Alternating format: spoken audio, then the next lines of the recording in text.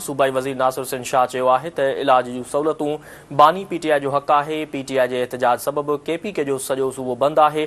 आवाम खे तकलीफ़ में विझण सां मसइला हल नाहिनि थींदा। सखर में मीडिया सां ॻाल्हाईंदे सूबाई वज़ीर नासिर हुसैन शाह चयो त सदर आसिफ अली ज़रदारी 14 साल जेल काटियो, खेसि हर जेल में रखियो वियो, मथसि जेल में तशदुद पिणु कयो वेंदो हो। अवां खे आगाह करे रहिया आहियूं। अहम ख़बर जे हवाले सां सूबाई वज़ीर नासिर हुसैन शाह चयो आहे त इलाज जूं सहूलतूं बानी पीटीआई जो हक़ आहे। पीटीआई जे एहतजाज सबबि केपीके जो सॼो सूबो बंदि आहे। अवाम खे तकलीफ़ में विझण सां मसइला हल नाहिनि थींदा।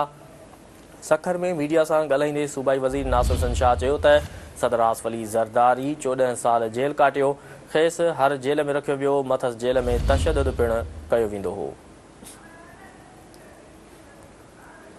अवां खे आगाह करे रहिया आहियूं। अहम ख़बर जे हवाले सां त सूबाई वज़ीर नासिर हुसैन शाह चयो आहे त इलाज जूं सहूलतूं बानी पीटीआई जो हक़ आहे। पीटीआई जे एहतजाज सबबि केपीके जो सॼो सूबो बंदि आहे। अवाम खे तकलीफ़ में विझण सां मसइला हल नाहिनि थींदा।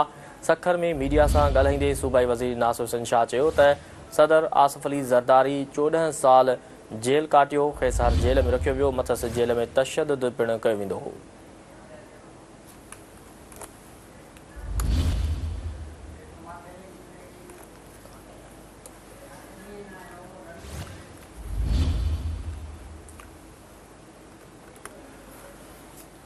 सूबाई वज़ीर नासिर हुसैन शाह चयो आहे त इलाज जूं सहूलतूं बानी पीटीआई जो हक़ आहे। पीटीआई जे एहतजाज सबबि केपीके जो सॼो सूबो बंदि आहे। आवाम खे तकलीफ़ में विझण सां मसइला हल नाहिनि थींदा। सखर में मीडिया सां ॻाल्हाईंदे सूबाई वज़ीर नासिर शाह चयो त सदर आसिफ अली ज़रदारी 14 साल जेल काटियो, खेसि हर जेल में रखियो वियो, मथसि जेल में तशदुद पिणु कयो वेंदो हो।